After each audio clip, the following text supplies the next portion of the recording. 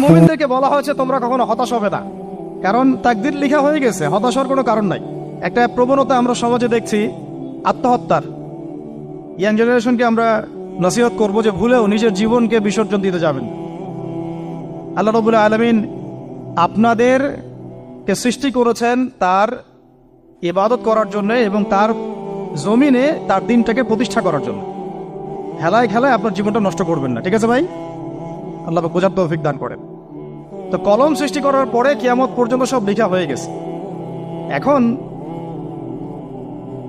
আমাদের এই পৃথিবীতে তো মানুষ ছিল না, ছিল? এদিকে মনোযোগ দেন। এই পৃথিবীতে কি আগে মানুষ ছিল? এই পৃথিবীতে আগে কি ছিল তাহলে বলেন? হ্যাঁ, মাশাআল্লাহ। এই পৃথিবীতে আগে কি ছিল? এখন ওরা নাই, সবার সাথেই কিন্তু একটা করে আছে, কমপক্ষে কয়টা করে?